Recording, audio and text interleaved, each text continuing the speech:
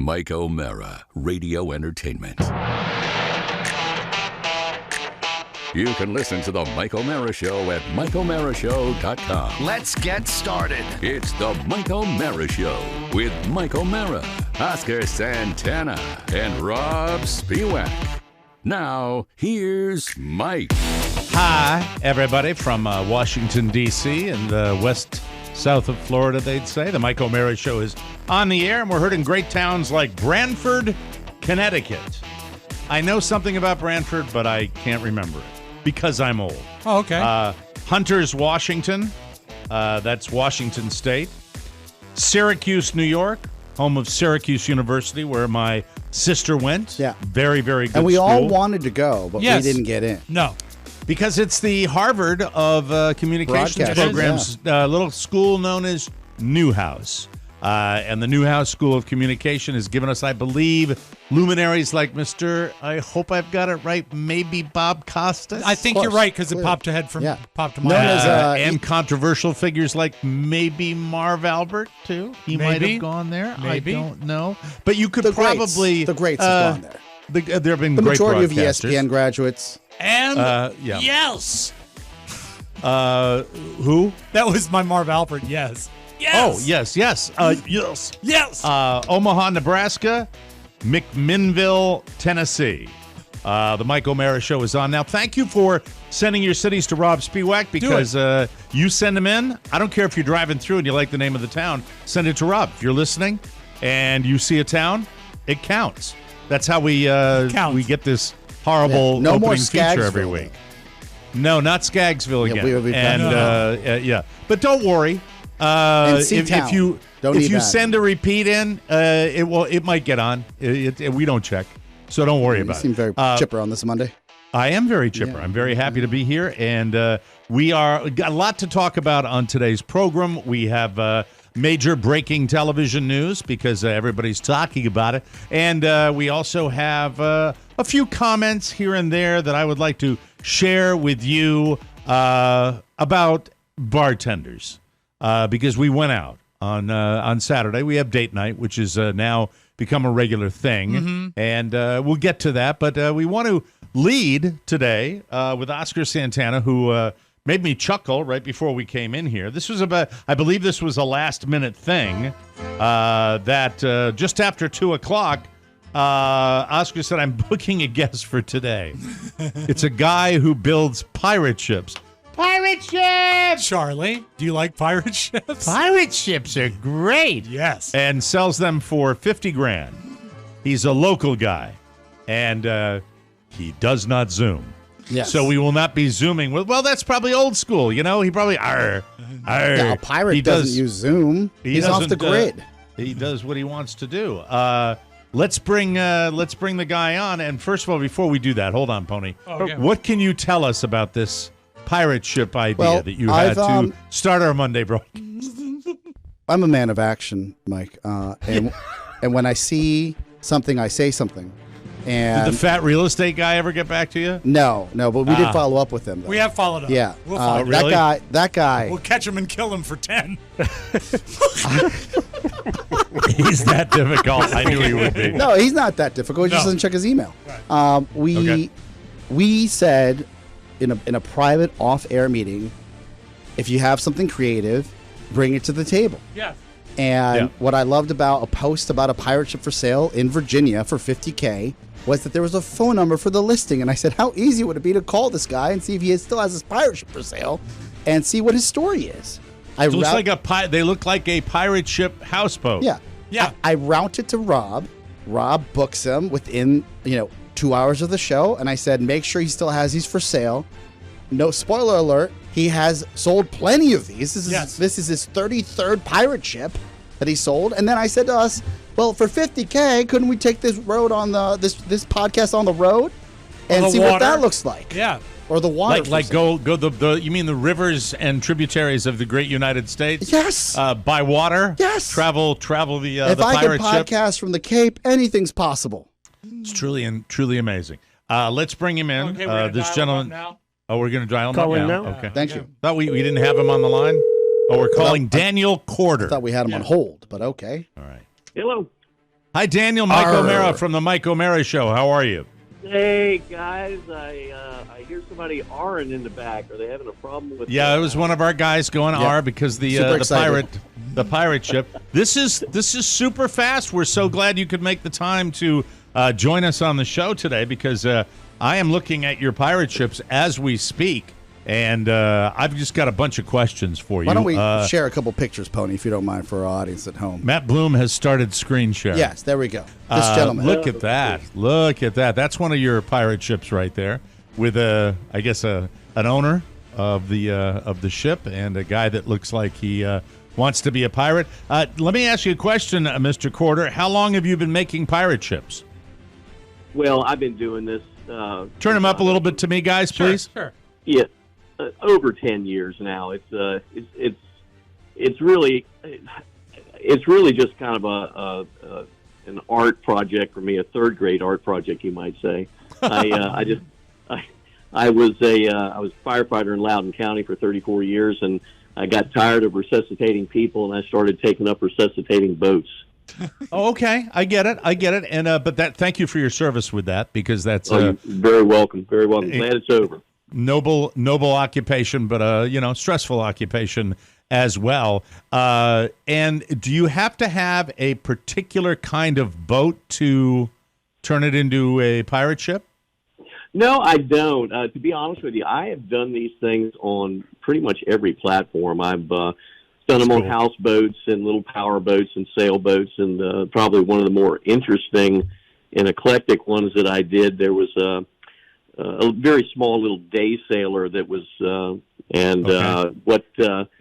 what this guy did was he contacted me and he wanted a pirate ship in his swimming pool as a floating bar, and so I did one up for him, and guys, it's really nothing special. It's not anything that anybody couldn't do. It's just there's so many of these boats. I tell this to everybody. Boats are like people.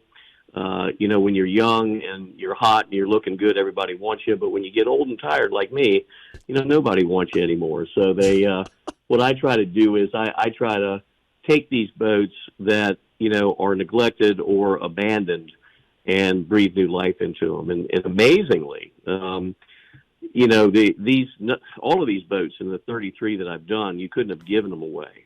They were in such horrid condition. But I live down here in the Northern Neck, and, of course, I keep one that I made for myself. And a company up your way called MC Dean, they've got a big yacht that frequents the waters down around here.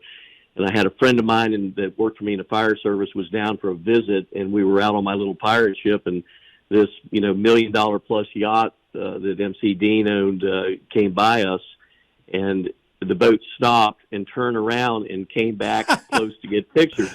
And the fellow that my guest who used to work for me in the fire department said to me, he said, "Captain," he said, "how much do you think that boat cost?" And I said, "Well, gosh, it's probably over $1 million." He said, "Isn't that some shit?" He had to stop and turn around. He had to stop and turn around and look at your boat. So, guys, I guess is animated. I guess you had to bleep that out, but that's fine. That's all right. I got a million. Hold on a second. I got a million questions for you because I am looking at. It looks like Pony. Go back to that surrender the booty picture right there. Which is that yours? First of all, is that your ship? Yes. Yeah. Because that one is just so cool. Perfect. Yeah. And I want you to make a footnote for your listeners there too, because I get a lot of people come to my place here because it's called Pirates Cove, and just to look at these pieces of junk that I resuscitate. And I want you to remember that says surrender the booty, not surrender your booty. The booty. Noted. Right. The booty. Your booty would be a totally different context. Like Thank you, Daniel, for the big clarification on that. I truly. Big Now, so somebody wants is there a type of individual?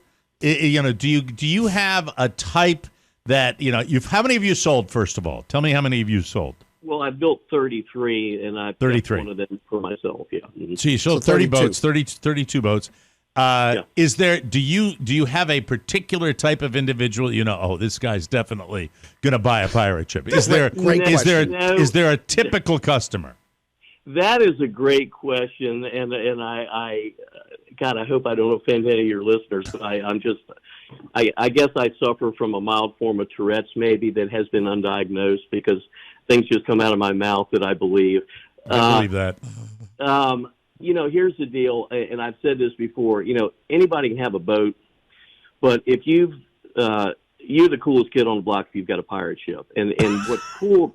I'm serious. I mean, but what's really cool about it is boaters in general. I mean, you get these guys that, you guys remember the Grease Man when he was popular in yeah.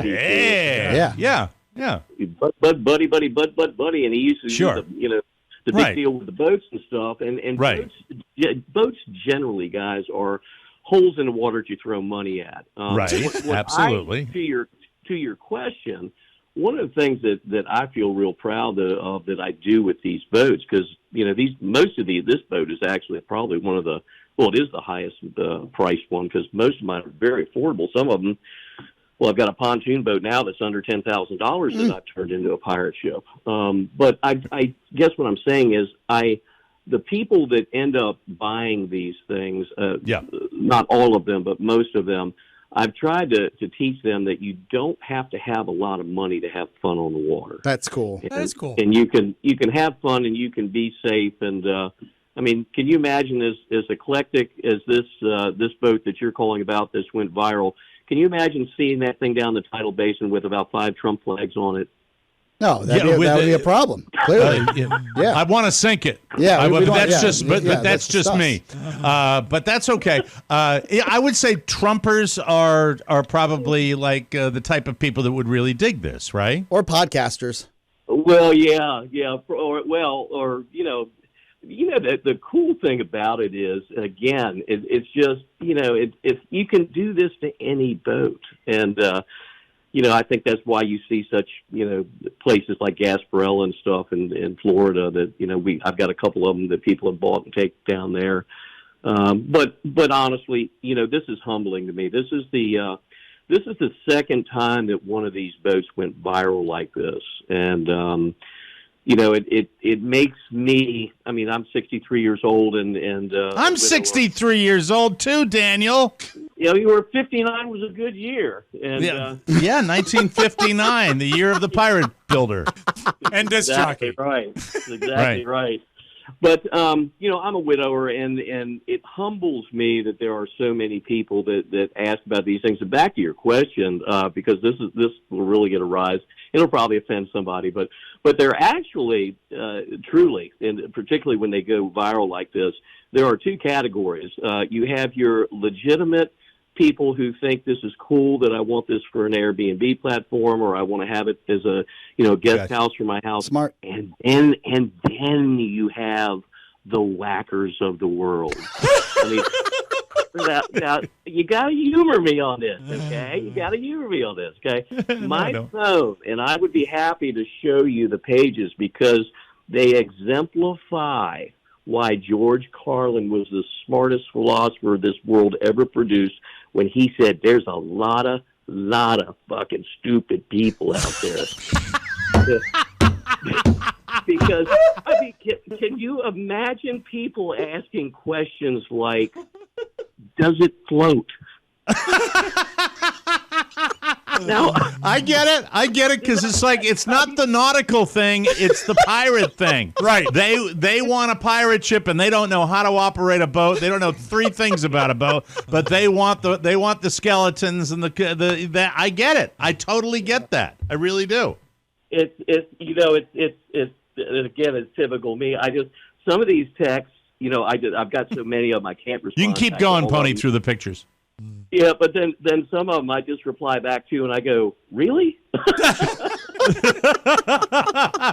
I look at this and I think you sell yourself short because I know you say it's repurposed. I know you say you take these, valueless boats that nobody loves in turn, but it looks like you have a degree of skill with carpentry because these are not, it's not just easy to junk do. boats. Yeah. They look like they've, you got a system and you know how to do it from start to finish. And I know they're all different, but for an average build for one of these things, how long does it take?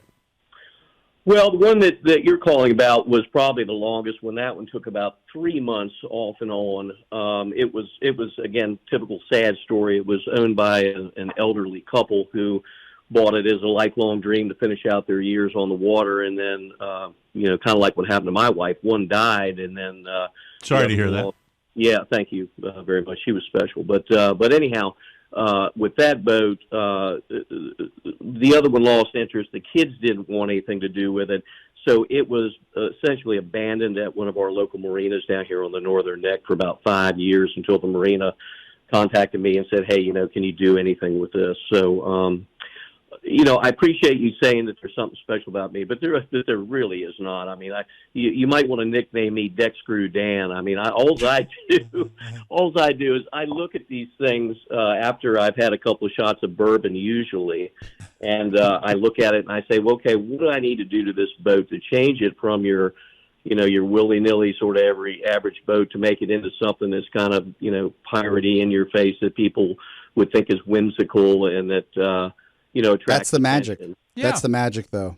It's fun. Yeah. And, down here where I live in Southwest Florida, and this is just, I've been on one of those boats? pirate cruises. I think my son I'm a boater as well. Yeah. And my son, I think, has a birthday party coming up where it's the pirate cruise. And they actually have one of these that, and these places make bank on that, and they can use them. It looks like the one that we're showing pictures of, the one that went viral, that was probably kind of a houseboat type thing originally. Is that what it was? Yes, and I'll tell you an interesting, again, it is kind of interesting story to see what people can do about these. I was contacted about a year ago by a really nice young man. He had been disabled, served in our country, and partially disabled, and he lived in Pittsburgh. And he had seen some of the stories about me on YouTube with these pirate ships and stuff. And he had a dream. He contacted me and he said, hey, I'm up in Pittsburgh, Pennsylvania, and they don't do any tours of the Pittsburgh River front here. And he said, we're the home of the Pittsburgh Pirates. And he said, I've seen your boats before.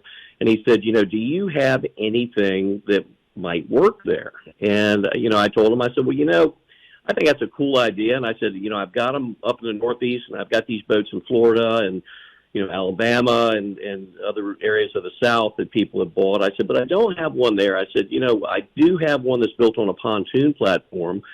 And I said, if you want to come up and take a look at it, you're more than welcome to. So he did. He flew up here, and I picked him up at the airport. And he, stayed in my guest house, and he fell in love with it. And the story that's behind this is that, like a proud parent, it makes me feel so good.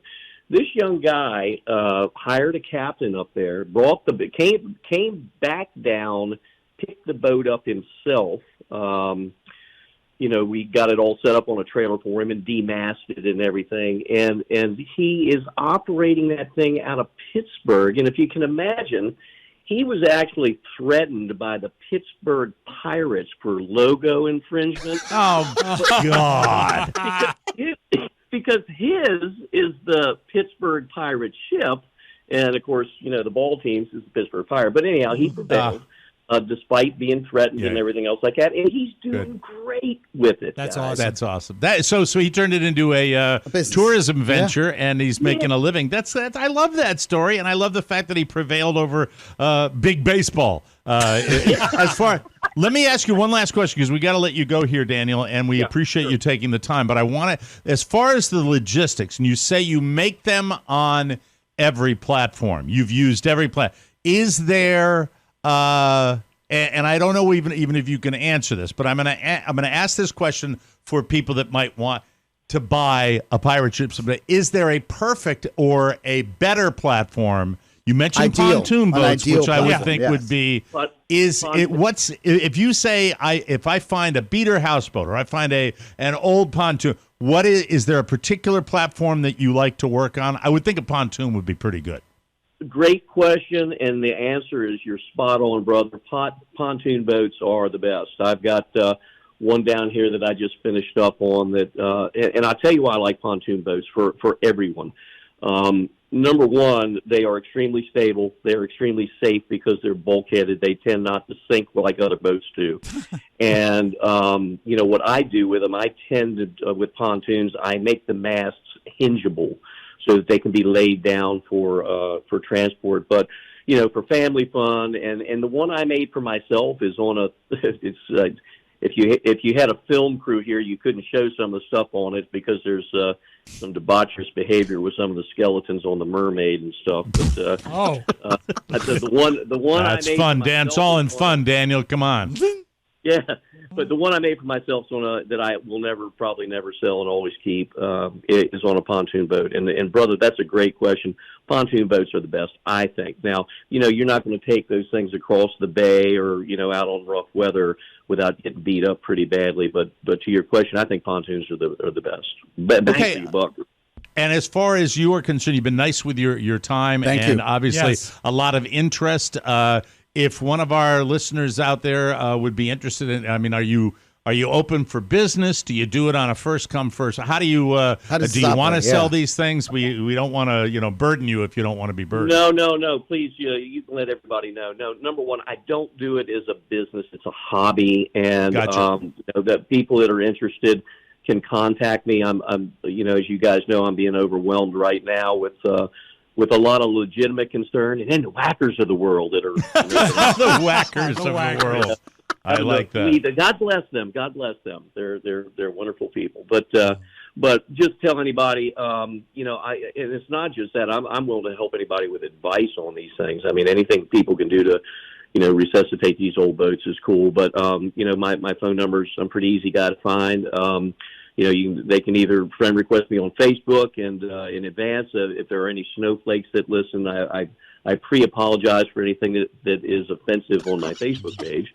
Okay. All right. I'm a tree hugging Democrat, yeah. so I like you. Yeah. So I think you'll be Seem all like right. an open-minded gentleman. Yeah. If you, we're too divided anyway. So Let's it's come like, together on a pirate ship. Let's come together, Right. and through pirate ships, we can bring the right and the left together in America, can't we? I think we can. Absolutely. And with cocktails and a pirate ship and mermaids, skeleton mermaids being banged by Debauchery, yeah. anyway, it'll be fine. Daniel, as far as Facebook, what's your handle? How do people find you on Facebook? It's under Daniel Corder, Corder, and it's pretty easy to know it's me because it's a picture of me on my pirate ship, and it says retired firefighter and pirate ship builder. Okay. All right. Very good. All right. Well, thank you, Daniel. Really fascinating. Cool talking to you. Thank you, man. Good luck with this. You bring people a lot of joy. And don't forget, primary day in Florida tomorrow. I remind you all, vote blue. All right. Thank you. Thank you, Daniel Corder. Thank you. Thank you. Take Bye-bye. care, guys. You always- Thank you Take very care. much. Very, very cool. That is cool. That's very good. Very Yay! Yay! We start Monday with pirates. Pirates. And I noticed that boat when Pony was showing pictures of it had a platform and a pontoon would be. I think Right, you connected because you knew about boats. Yeah, well, the thing about it, and he's 63, and and it's just like it was funny when he said, "Can you picture that thing with jump flags all over it?" And I'm like, "No." Anyway, but I can actually. That's his wheelhouse. I love that he calls the wackadoos whackers. Whackers. Whackers. Oh, and you Does also- it float? You shared some common ground with George Carlin as well. Yes, yeah, my favorite comedian, Yeah. absolutely. Very cool. The pirates down here and down in Key West. Oh my God! It's an industry. I would tell Daniel one piece of advice: Okay. he should move his base of operations from Virginia to Key West, Florida, where they have like the pirate festival. They have Yeah. pirate festivals in But all the if you had coastal if you had a towns. dock and Yes. and money was not an issue, Mhm. and you had you have little Michael, wouldn't it be? and an ability to build a pirate ship. would you rather have a Boston whaler or a pirate ship on your dock? Oh my God! That going away. I would much rather have a Boston whaler. Anyway, that is. What if we that's adapted just- the whaler as a pirate ship? No, that's okay. I've been on. You know what? The day I took little Michael, and this is years ago. Yes. When he was a little bitty, and I remember it was I think it was in August. It was the surface of the sun. and Mrs. O'Mara and Mr. O'Mara had been out the night before, but we had promised little Michael. Sure. He's going to go on the pirate ship. And it's just water, and it was stifling, and there was no wind. And But there's a birthday party. I know. I guarantee you there's a birthday party coming up that's going to be on the pirate ship. And they have all the, the wannabe actors down there. We used to have one that listened to our show. Mike. Yeah. That was, Mike, you remember his name? Well, because he used to be Mike the TV icon boy. I thought he was a Fort Myers pirate ship. I mean, pirate. He's the He ghost was the pirate. The yeah, ghost the ghost pirate. pirate of Yeah. Fort Myers. Yeah. I haven't heard from him. I'm sure he's well. I'm sure he's well. That's fantastic. That's so cool. So the guy's name is Daniel Corder, and check him out on Facebook if you want to buy your pirate ship. I think it would be, how would I describe purchasing a pirate ship? Okay. Purchasing a pirate ship for a young couple, very much in love, would be, I'm trying to find an analogy here, where you buy something and you think it's a great idea. It's great. And then things go south, and you've got that. Is it like the War of the Roses? Maybe. No, Who but gets the pirate ship? Exactly. You don't understand. The reason I connected with the guy is you guys are fine up in D.C. Yes. I am talking about, I am in the belly of the beast. Down here, this is Pirate Ship Alley here. Oh. There's a little town next to Fort Myers, and it's called Cape Coral. Yeah. Or as Jimmy Cerrito once said, Cape Corral. And Where all the horses are. Further up the coastline, it's Punta Gorda, as Jimmy used to call it, Punta Gordo. And when he came down and visited us and came in on a Saturday and then said, I'm going to go drink with my buddy up on a Saturday. Yes. Just great house guests. But anyway, it was that area. It's canal. It's perfect for that. And the people down in that part of the world are this guy's people. They would love that. You know, It it's would be funny fantastic. you brought it up. Do you think that there'd be anyone better on a pirate ship than Jimmy Cerrito? No, He'd he's be perfect great. for it. He would be great. He'd be the chief pirate. But what I would want to do, Chief pirate. I might not go on the cruise, Yes. but I would get what I'd love to do, just on an afternoon.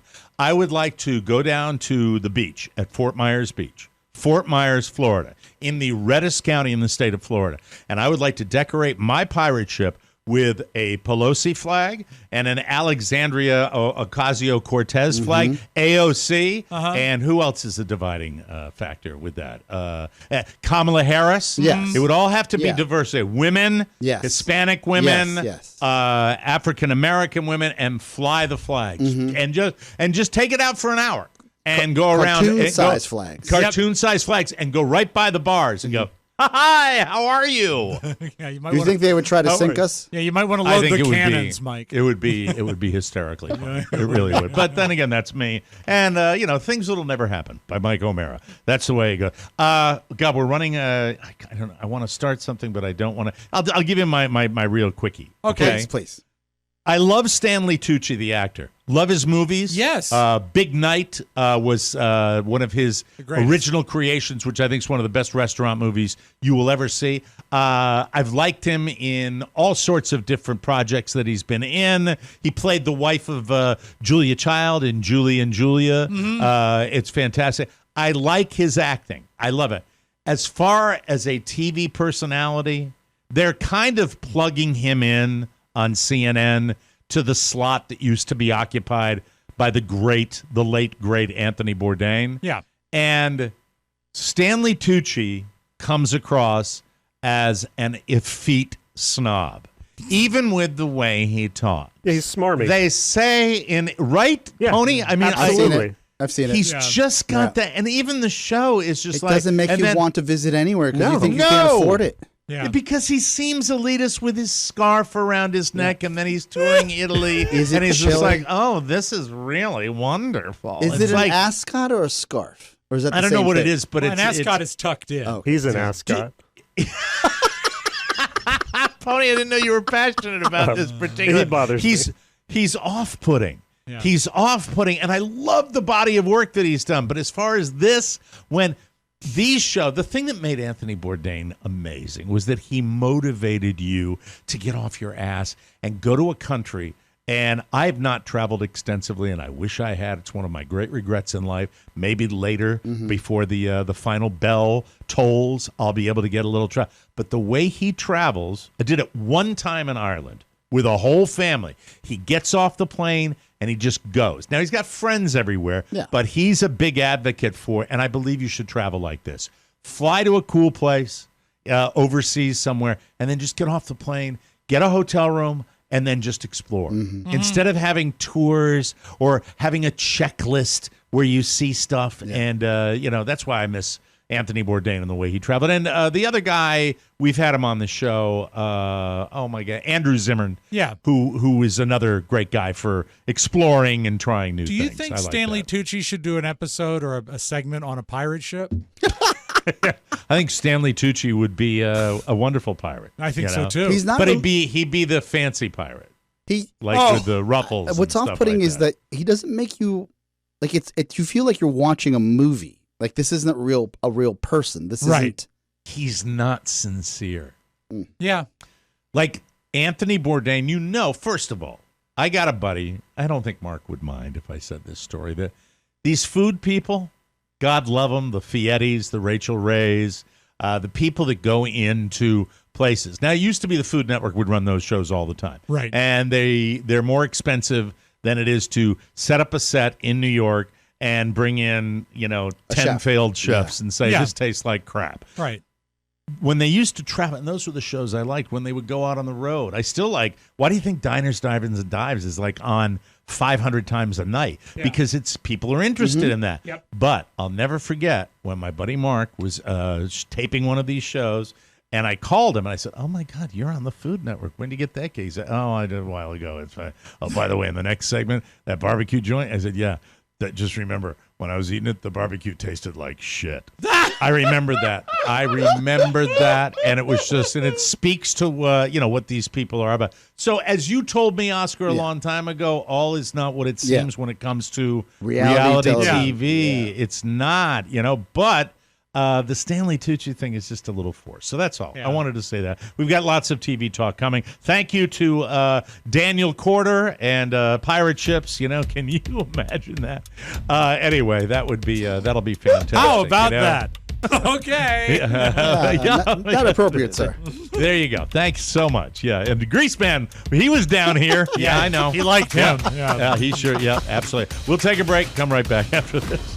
This is P1 Dirk Vastrick from Spokane, Washington, and I'm here today to talk to you about the Mike O'Mara Bonus Show. Dirk, man, he's a real cool guy from Spokane, Washington. Take it from me. Dirk, man, he has a creepy crush on Mike's wife, Carla. The Bonus Show is easy to get. Just click the banner. He has a wife, though we've never seen her, but we trust him because he's super cool. All right, stop that. Click the banner at MikeO'MaraShow.com. Get a subscription and never miss a minute of TMOS. He's out there in Spokane doing God knows what, but he's probably harmless. That's it. I'm done. He's a Bonus Show subscriber. You should be too. Visit MikeO'MaraShow.com.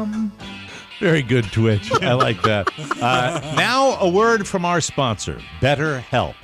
How we care for our minds affects how we experience life. So it's important to invest time and care into keeping our minds healthy. There are plenty of ways to support a healthy brain, like learning a new language or taking power naps. There's also BetterHelp online therapy. BetterHelp is professional therapy. It's done securely online, and it's available to people worldwide. You can log onto your account anytime, and you can send a message to your therapist. You can also schedule weekly video or phone sessions, so you don't have to be on camera if you don't want to. Even better, it's much more affordable than in-person therapy. Now more than ever, I believe in therapy, and BetterHelp is always there for you. Best of all, they are accessible when you need them. Keep your mind healthy with BetterHelp.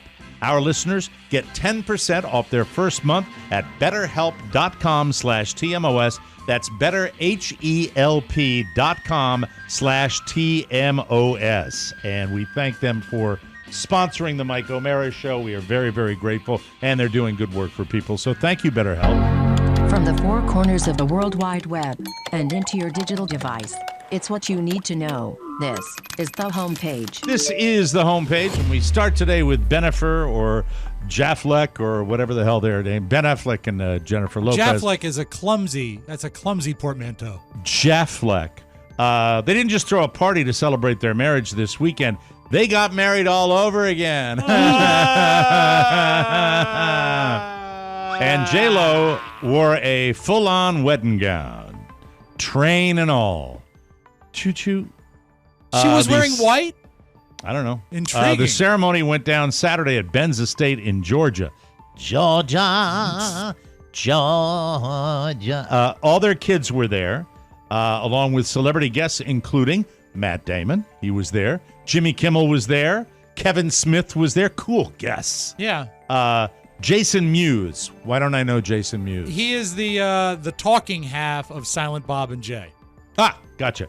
Ben's brother, Casey Affleck, didn't make it due to, quote, family parental obligations at home. Do you think it was because Ben said, Casey, you can come, but you got to not hit the bar so hard? Look, with all due respect, and Casey Affleck has won many acting awards, too.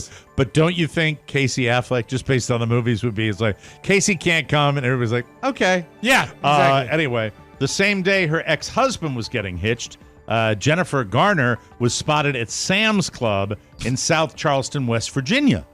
West Virginia! Yeah, How buddy. about that? She was with her dad and her boyfriend. I don't know how I feel about that. My girl, Jennifer, out there at a Costco. She's getting half of Affleck's cash. I think she's fine. She's shopping with his credit card.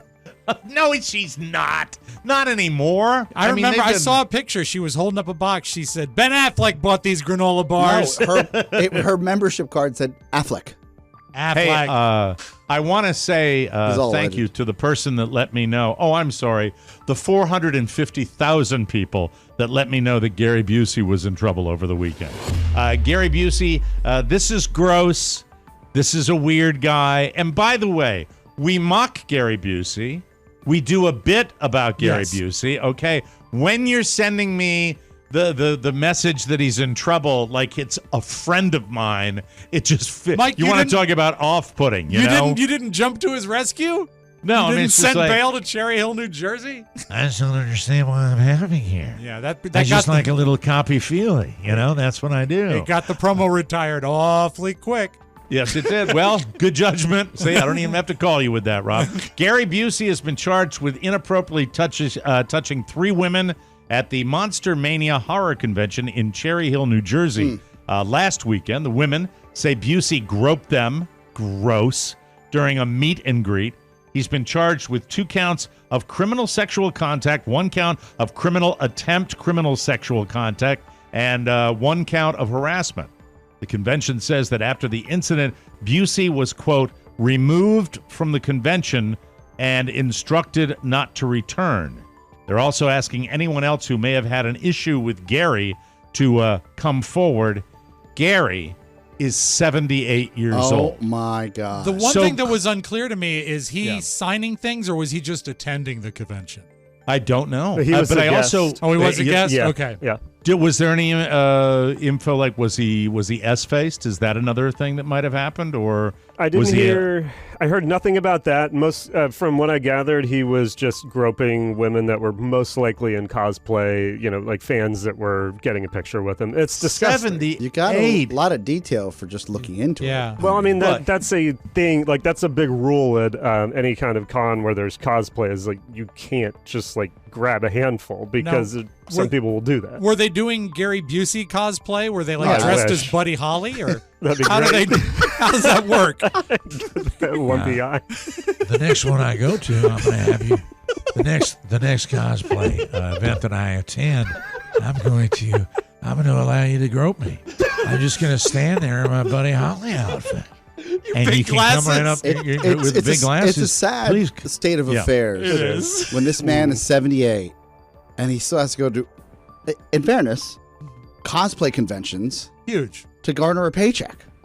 Yeah. Well, it's sad that he's 78 on any level and grabbing This is alleged. We don't know for sure, but I'm well, just no, in general. but it's probably true. He's got a history. And also, he has a history with that, and he's 78 years old. Look, you can be I remember my old man when he was in his mid-70s and he had oxygen and he would flirt with the waitress in the cutest possible way. He didn't grope her.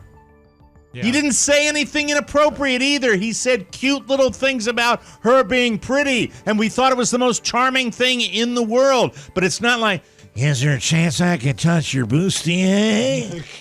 Jesus Christ, when does the wiener get retired, Gary? And to speak to Oscar's, chop it off. It's probably dust anyway, you sick old fart. To speak to Oscar's point, and also this is a cosplay convention in Cherry Hill, New Jersey. Yeah, it ain't exactly San Francisco. I just thought he was more successful. We're going to get to a point in time, all right? We're going to get to a point in time. And by the way, in my younger days, I've probably behaved in a way that would be very embarrassing when I've been flirtatious when I shouldn't have been flirtatious. But I'll tell you what didn't happen. And I owned a bar. And that's an opportunity. You know what? That's fertile ground for that type of activity. And I remember it was in the back of my mind as a business thing. It's where you met your wife.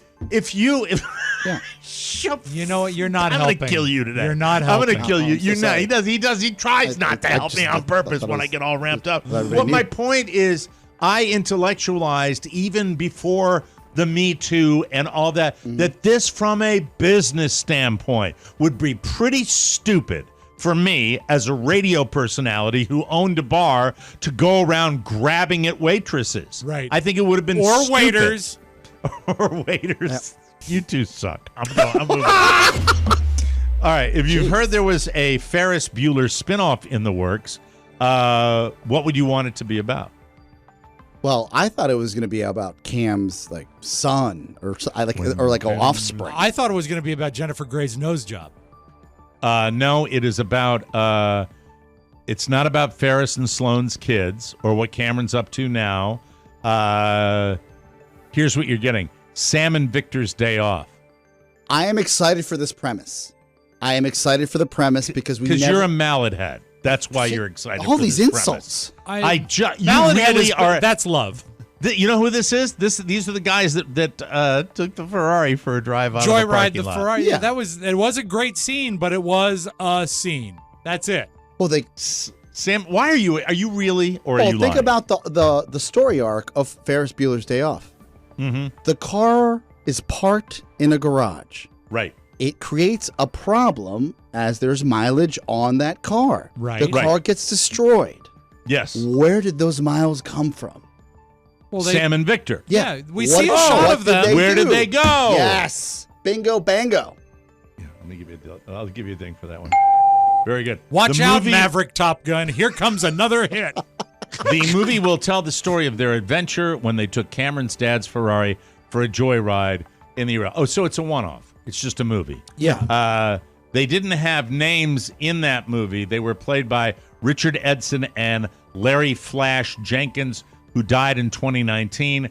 Obviously, their parts will be recast with younger actors. I'm sorry, maybe 2 years after the original, but what are you doing 40 years after Ferris Bueller? They have 2 hours, and they'll never top the shot of the music playing. I believe it's Star Wars and them coming over the hill and up in the air. That's so great. Leave it lay. Let me give you some further context. It'll probably piss you guys off because you're really against all of this. They're remaking, they're making another Beverly Hills Cop. So we're going to see that soon for Netflix. We've got a National Treasure coming up. Don't know if it's going to be recast. I heard that they'll only do it if Cage is on board. Well, it's already being made. See, I love the National Treasure stuff. Crap. But I mean, nothing original ones. You know how much I hate that. By the way, we're history buffs. Oscar, I'm going to have a movie reco that I love so much, and I stand by this. You love it so bad? I love it so bad that I stand by it more than any movie I've recommended in a year. That's how much I love this movie. Color or black and white? Rob, may I continue with the news? Yes, I wish you would. Thank you. But thank you for showing up today. I appreciate it. Everyone knows fast food isn't healthy, but we keep eating it anyway. So here's a question. Yeah. How many years of your life would you be willing to give up to keep eating fast food? 10. You know what? At this point, None, because I'm not eating it. So. Well, you've already given it up, technically. Yeah. So, but I also gave 20 years of my life. So I guess I've already completed that deal. Sign here, said the devil. Someone polled. Oh, you're killing me. Someone polled over 3,000 Americans, and the average answer was 4. They broke it down by state, and most states were between 3 and 5 years, but people in 3 states would be willing to give up more than a decade of their life. Montana, North Dakota, and Hawaii said 12 years. Aloha. The lowest average was 2 years. In Alaska, Colorado, Maine, and finally, a good thing for them, Mississippi. Mississippi always makes the list, though, somehow. But you know what? You know what it is? Manner. Do you know what it probably is? And I include Mississippi in it. It's probably lack of fast food. Could be. Could very well be. Alaska, Colorado, Mississippi, and Maine. Definitely out for in Alaska, yeah. The wild. Poll also found most people would rather give up alcohol than fast food. This is a sad story, Mike. Sometimes, you know what? When they make a movie, it's too close to home. Yeah, when they make a movie, you need a villain. There's too many villains here. I get it. I am the villain. 1 in 4 people think eating fast food every now and then actually has health benefits. They might be right when you talk about a cheat day and you then you reset you do it like that. It's better than starving, I guess, to death. But okay, you got to be careful what you choose. Yes. You know what? Not nuggets. Not nuggets. No. Let's move on. Now a little something. Get printer ink, Mike. That's Mike talking to Mike. Are they a little faint? Oh no! Oh no! That's like we'll be doing what that did you write it in lemon juice? That's like a light gray. Light gray.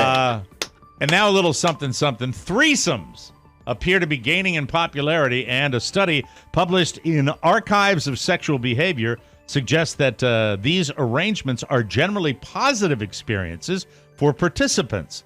The findings suggest that threesomes are particularly enjoyable for men versus women and for couples in committed relationships versus casual partners. People who engaged in an MST experience with a romantic partner also reported a stronger desire to repeat the experience than those participating without a romantic partner. The authors of the study propose a few explanations for this. Sexual activity between committed partners tend to involve better communication and a higher level of comfort than activity with a casual partner. Additionally, there may be an element of bonding and thrill that occurs among couples that engage in MST experiences together. Finally, threesomes that include a committed partner might be less likely to violate social norms and less likely to elicit stress and guilt. By the way, MST stands for Mixed Sex Threesome. Okay. Unless you're in the O'Mara household, where we use the acronym NGH. NGH. Never going to happen. Thank you very much. There it is. That's it. We got to take a break. Come on now. Are you playing the thing? I can hardly hear it. What the hell's wrong with it? There it is. We'll come back with something because that's what we do. You're listening to the Pirate Ship Show, the Mike O'Mara Show. Yes, R. That's not a cliche. No. I don't care what people say. We'll be right back, everybody. If you had a savvy marketer, that lady was loving her buzz. 10% alcohol. New from the O'Mara Distillery, it's TMOS Orange Smash. People are talking about TMOS Orange Smash. People like Carrie Spiewak. I wanted to say boys and guys. Delicious. Take a sip. Wonderful. Good. Refreshing. Intoxicating. That's a creepy little camera right there. You guys, you need to get this stuff. Mami, perdón, me están haciendo tomar. No quiero hacer esto, pero tengo que hacerlo. What are you yelling about? What are you drinking down there, Joe? New TMOS Orange Smash. It's not available anywhere, but for everything else, go to the Mike O'Mara Shopping Center. Shop online and give the boys a little taste, you cheap drunken. Got my Welcome back to the Mike O'Mara Show, everybody. Why choose proven quality sleep from Sleep Number? Because right now is the biggest sale of the year where all smart beds are on sale with 50% savings on a 360 limited edition smart bed. It's a great time to discover adjustable comfort for both of ye. Sleepers who use their 360 smart bed technology enjoy 28 minutes of more restful sleep per night. That's up to 170 hours per year, which is nice. Nice. As summer winds down, it's a time of transition. Whether it's back to school or back to the office, quality sleep can help everyone in the family reset to their new routines. So gradually adjust your new bedtime by 10 to 15 minutes a night. Prioritize your new schedule. Get your bedroom to between 65 and 68 degrees. Not going to happen in my house. Really? Sorry. Yeah, it's hard. It's hot. And reward yourself with quality sleep. The ultimate in self-care. And if you really want the highest quality sleep, please be like me. I have a Sleep Number bed. You should have one too. I wouldn't sleep on anything else. It's fantastic. My Sleep Number setting is now a 65. Actually, nope. I have a bad back. I tweaked it to 75, so my back will be good as new tomorrow. And Carla remains steady, healthy at a 65. Why choose proven quality sleep from Sleep Number? Because every great day starts the night before. Discover special offers now for a limited time at your local Sleep Number store or at sleepnumber.com/TMOS. All right, Dragon Show. I want to hear about the Dragon Show. Now, Rob has DVR'd it. I have DVR'd it. But Oscar, he dove in and he watched it. Giants were on preseason last night. How'd they play? They played pretty good. I mean, it was a pretty decent showing by the Mr. bowl? Going to the bowl? No, not a chance. No. And then their star defensive player went down clutching his knee, which is a standard thing for all Giants rookie stars to have happen. You know, it's like, oh, who's the guy that got hurt? Oh, the superstar that they drafted. That's the guy that got hurt. Not so hard. Oh, quick, before we get to Oscar and the Game of Thrones prequel, for the NFL Network, hey, you know, I'm on to you. I know you cheap it out. You cheap it out by saying preseason football on the NFL Network, and then you farm it out to like a local telecast of the preseason game where you have the local crew. Yeah. And it's not a good television program. It feels cheap. It does. It feels so, especially with all the millions and billions of dollars they pour into the NFL on the networks. You know, I remember the Washington football team when they used to farm it out, and they had like 2 graphics they would use. That's it. And one was the they have like arm. Rigo and Johnny Holiday. You know, that would be the. Let's go to Chick Hernandez to figure out what's going on. Yeah, you got me. Can you hear me? Johnny Holiday. They're looking good. They're back to you. I wonder why. Like, and I am curious. I like seeing Theismann on those broadcasts. That was always fun. Yeah. Joe was a national broadcaster, so he added a little bit of that. And look, as far as Washington was concerned, solid market. Yeah, elevated. But oddly enough, the New York Giants telecast. Or if you go to, I don't know if they're feeding us the Bengals coverage. I don't know. No, they were feeding us the Giants coverage. Yeah. It was like, it just wasn't. It just felt. Some cheap. of these You're feel absolutely cheap. right. Some of these feel cheap. Were O&A still calling the game up there? Yeah. And there's the tackle. Oh, I'm over here now. House of the Dragon did not feel cheap. Okay, I've heard good things. This is the feeling I had. I felt like it was homework because this was going to be the biggest show in the world, and for some time, the hype leading up to House of the Dragon, which is a prequel. If I have this correctly, they do a great job at the beginning of the program to set the stage of this is chronicling the House of the Dragon 172 or 174 years prior to Game of Thrones. All right. Can I stop you right there with that? Because I listened to CNN this morning, parent company of the people that produce it. Yes. So they were gushing a little bit, but they did that same spiel where it takes place 107. Do the nerdniks, are they playing to the nerd? Because I like the TV program. I like the Game of Thrones. But I don't really care about the backstory. I need to know that. I need to you know need that. to. And I'm not a nerdnik. I'm not a nerdnik. And I just followed the series. From what I've scanned, I didn't follow Game of Thrones like you guys did. I watched a few episodes here and there, but they say that at least because it didn't have like James Coco in it or something. Didn't have Chico Marx. What in was it. off-putting to you again? The gore? It was an unpleasant show. But the thing is that they say this series stands on its own. You don't have to have an understanding of what happened. But they set the stage very early to make it clear of when this is happening. Is Chico Marx in it? I'm unclear. No, don't sully this with your but you don't old-timiness. like anything that's like modern. That's not true. You don't. Game of Thrones, House of the Dragon, establishes the rise and really a new series, which I got to tell you, I am all in. I am all in. My wife came down and said, "What are you doing?" I said, "I'm watching the new Game of Thrones, spinoff." And she said, "Well, I wanted to watch it too." And I said, "Well, you're too late. Moving on." Did she say, "Ow, my wrist"? No, she walked upstairs and I said, "You can watch it on your own. We're Just good." checking.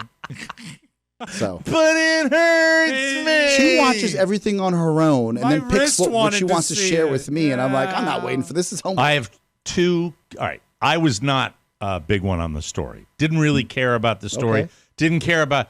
I have two questions. How is the violence and how is the sex? The violence is the 10. The sex is the 10. You'll love it. That's all I need. Yeah. That's all I need. I heard it was excessively gory. Not for men with hair on their chest. It was great.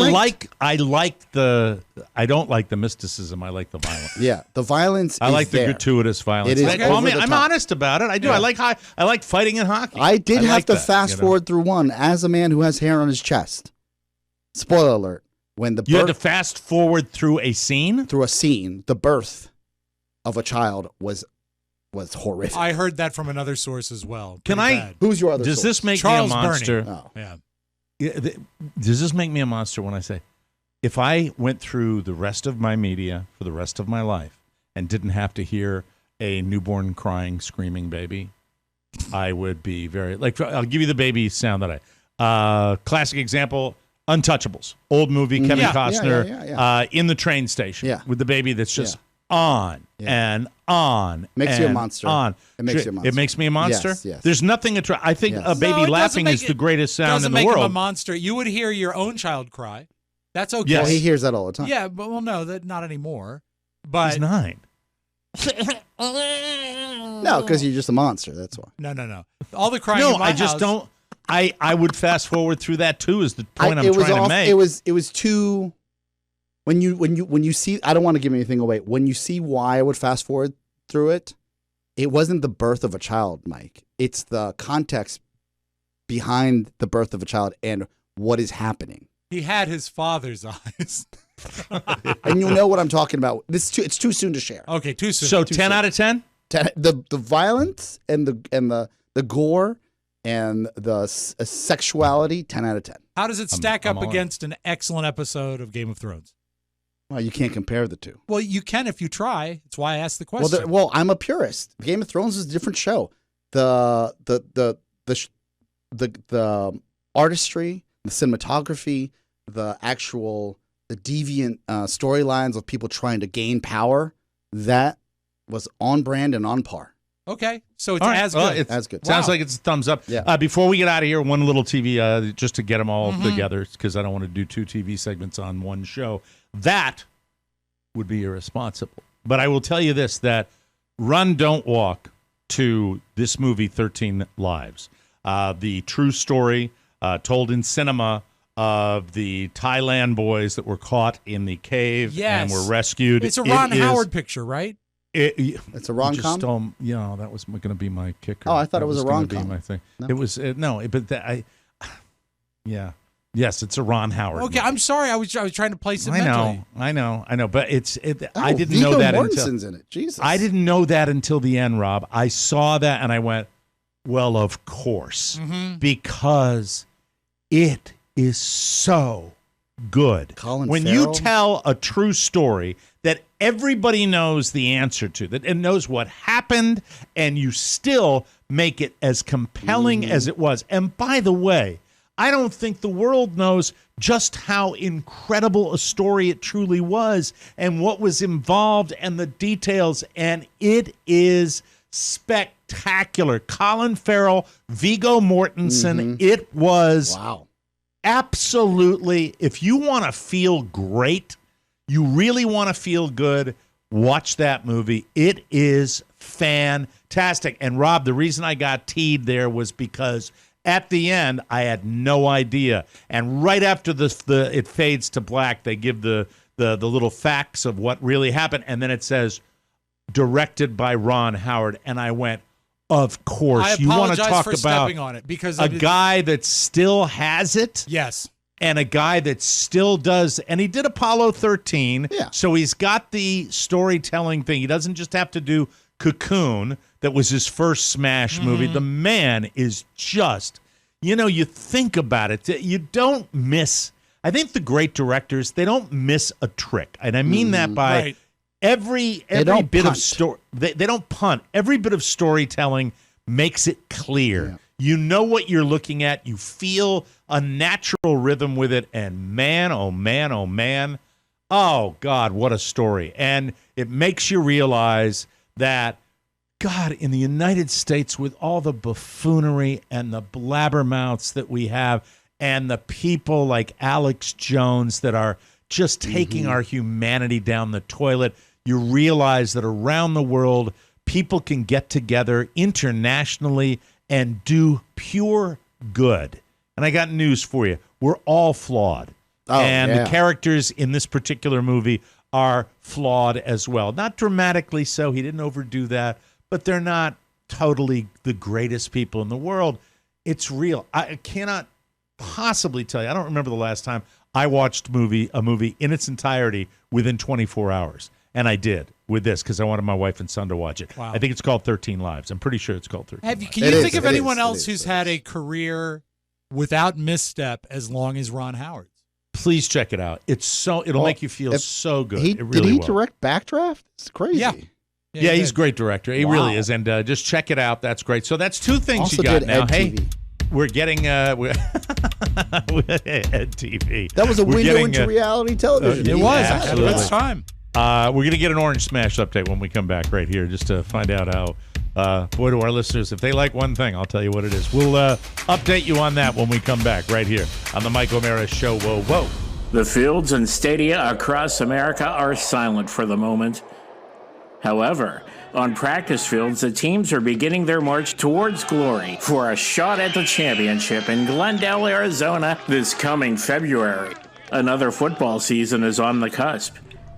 And a solitary figure is in the West analyzing the statistics, schedules, and teams, ready to make his voice heard. The prognosticator of Perump is returning. In the no, baby! This fall on the Mike O'Mara Show.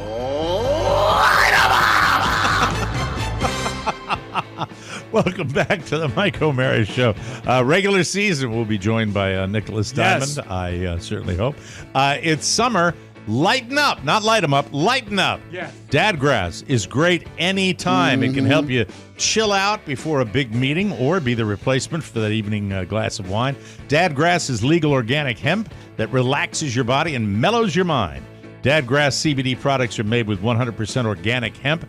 It's easy to dose and the effects come on smooth. Try their token smokable pre-rolled joints, or if you prefer, hemp flower, or their selection of CBD tincture drops. Whether you are looking for a new buzz or chill way to enjoy an old favorite, Dadgrass will leave you in a euphoric mood. All Dadgrass products are federally legal for ages 18 and over, and it ships right to your door anywhere in the U.S. Go to dadgrass.com/TMOS to check out their products. Right now, Dadgrass is offering our listeners 20% off your first order when you go to dadgrass.com/TMOS. Go to dadgrass.com/TMOS for 20% off your first order. That's dadgrass.com/TMOS. Yes, all over social media all weekend. We don't get paid for it, but we are influencers, and people went bat-ass over the Orange Smash and Fried, who is just the giver. Yes. And I forgot what his was like. I mentioned we don't get it down in Florida, and some guy had one of those variety packs of all the flavors and was holding up an Orange Smash, and all I wrote in the thread was, send it to me. And it's like, can't do it. And another guy, wrote me, Mike, I tried the thing that don't ship. It's caught the imagination. You have the grapefruit. You weren't able to get the orange, I got correct? the grapefruit and the Smash on the beach. Yeah. This is the disconnect between Maryland, Virginia, and DC. And for those of you not in the area, it's essentially the same state. Like it's the same process. They have different rules for alcohol, and I feel like the 7% Orange Smash and the 7% Grapefruit Smash and the Smash on the beach, all of those are available anytime in Virginia. The 10% Orange Smash is not available in Maryland. Either they made less of it or it's just tough to get now. Now, it is my opinion that this can go two ways. This can either be a distillery that, goes hack and they don't change anything, or a little viral video can change demand and they can respond to it, and suddenly you see it everywhere. It happens occasionally, and it doesn't happen. I have a prediction about it that I thought about over the weekend. Is it Maryland based or? I think they're Virginia based. I know, I get it. They're Virginia based, but is it because of the 10% to 7%, or is it blue laws? Yes. Mm-hmm. But my prediction is that if this continues on a national scale, they're going to be absorbed by InBev or a big company. They already have been. Oh, they have. Yeah, they're owned by Anheuser-Busch. I did not know that. Okay.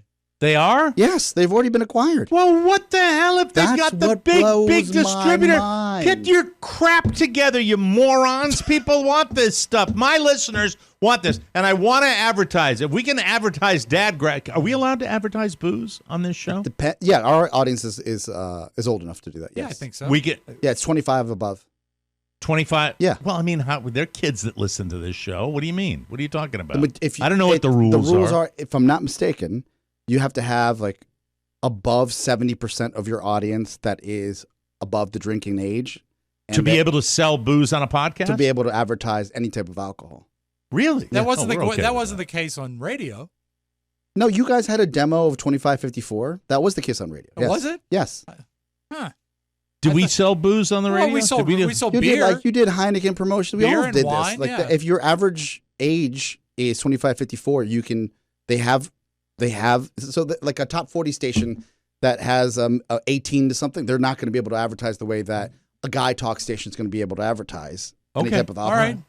Well, if they're out there, Big Beverage is, one of those people that Big Car. Yeah. Big Car, Big Beverage. You don't see that on CNN. On Sirius, you don't hear that. Yeah. I mean, they just don't. There are certain That's rules. not the way they are. We have Oscar would be able to answer it. It would be an interesting maybe one-off sometime with Oscar on a bonus show talking about what advertising is for podcasts and the kind of people that we get and how it works and what they do. We've had people come to us, in different iterations, and then the legalities of this changed a lot in the last 10 years of what we can and cannot do.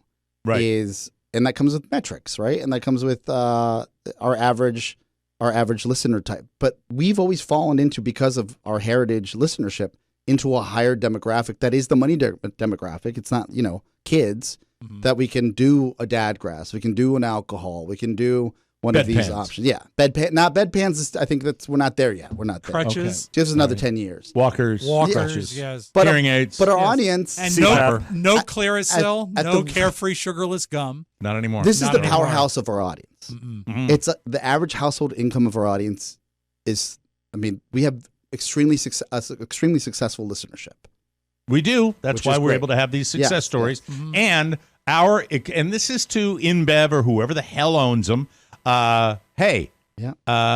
Big Beverage, the Mike O'Mara Show listener is craving your Orange Smash, and you are not servicing your customers. They want it everywhere. Mm-hmm. And can you think of a better beverage for the Orange State? I'm not talking about California. I'm talking about FL. Yeah. Florida. Oh, yeah. All right? Get it down there. I mean, really. Come on now.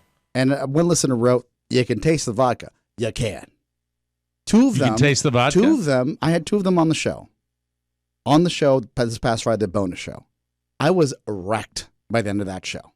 Yeah, and speaking Spanish. Yeah, and I was like asking my mom for my favorite meal as a child. It was very embarrassing. True question. It worked out. We noticed that you were a little off on Friday.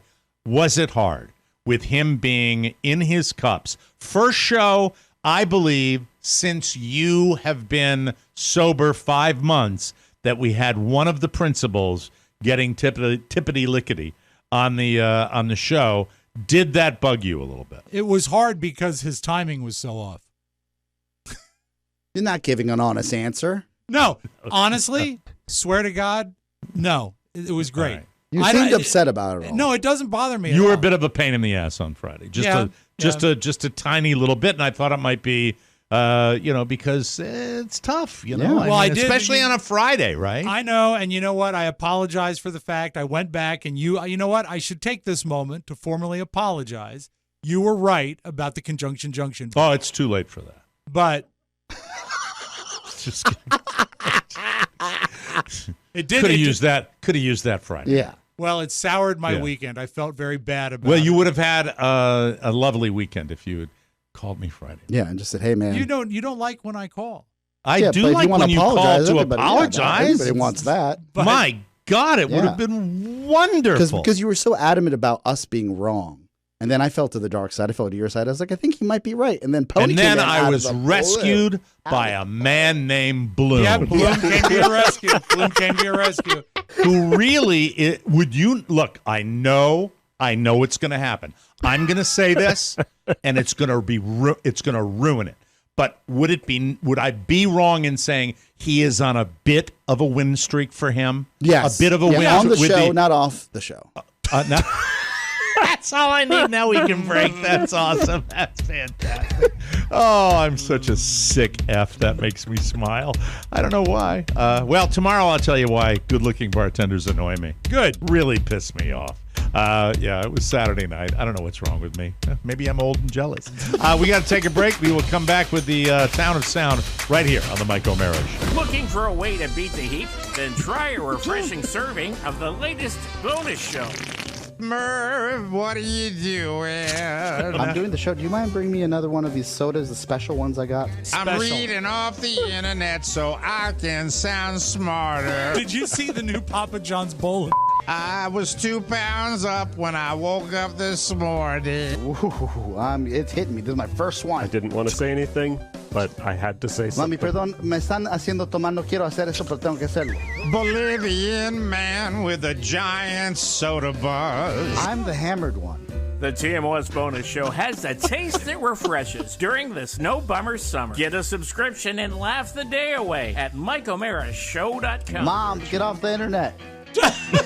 Let me tell you, Mark Riddell and Jim Amato, busy weekend for you guys. Thanks for all the great stuff. That's wonderful. Welcome back to the show. You may be wondering if right now is a good time to buy a home. It's crazy out there. According to my friend Mark Livingstone at Cornerstone First Financial, it's a great time to buy a home. Inventory is back to pre-pandemic levels, so it's a great chance to marry the house, but date the rate. That means as rates change, you can lock in now to protect against higher rates. And once you're locked in, if rates go down, refinance, baby. Come on, your mortgage can go down to lower your monthly payments. Residential lending has changed, and whether you're a first-time home buyer debating rent versus own, upsizing, downsizing, or anything in between, you need a team that knows your specific options and can get you the absolute best deal. With their years of experience, customer service, and low-rate guarantee, these guys are the absolute best. We've used them. We know they're our friends, and they've done all of our loans. Whether it's a purchase or refinance, call Cornerstone First Financial today, the #1 mortgage company of the Mike O'Mara Show, 202-625-1221. That's 202-625-1221 or cornerstonefirst.com. And thank you to Mark Livingstone and all the good people at Cornerstone. Sound.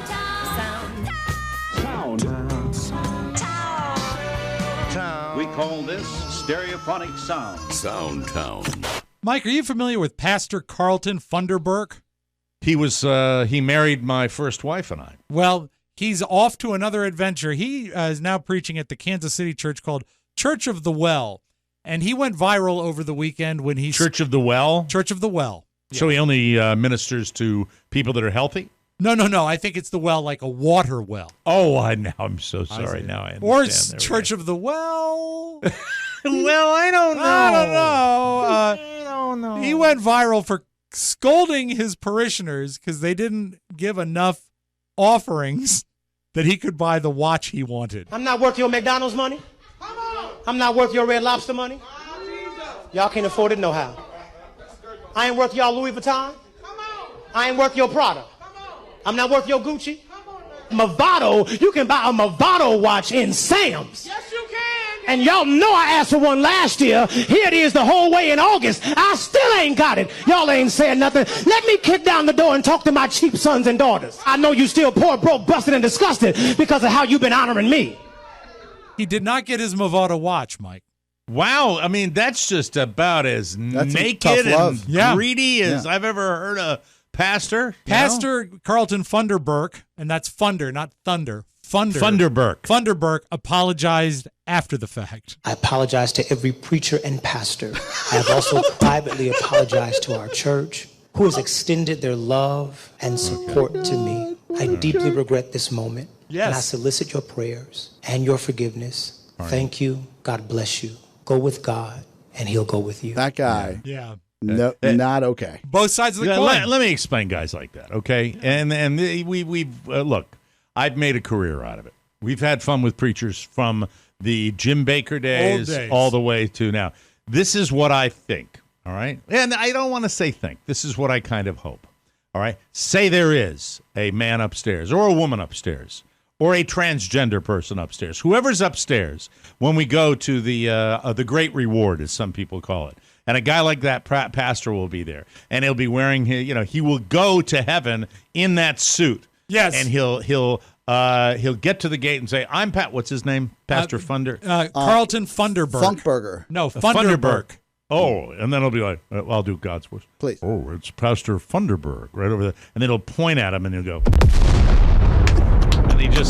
and then the suit just crumples, and then a Movado watch drops on the suit. Yeah, and God, exactly. and then you hear God.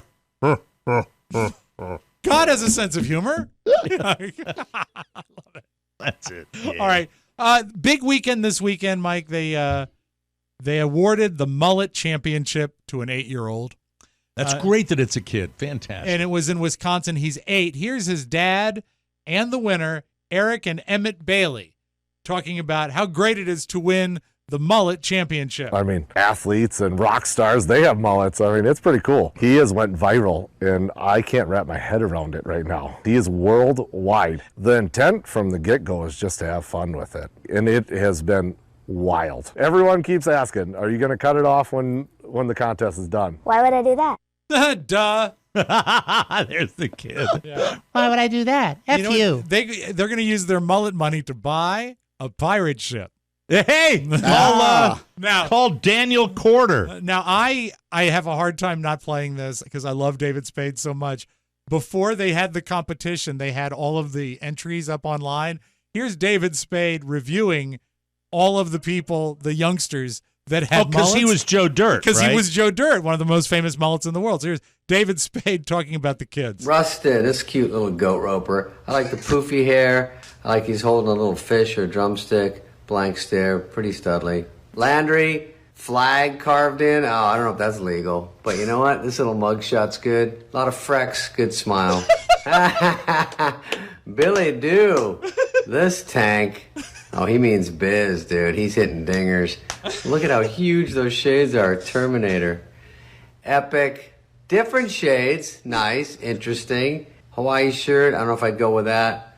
All winners to me, though. All winners. They're all winners. That naturally. Go see David Spade. Love it. Funny, one of the funniest men in the world. All right. Absolutely. In Georgia, parents were arrested for having meth.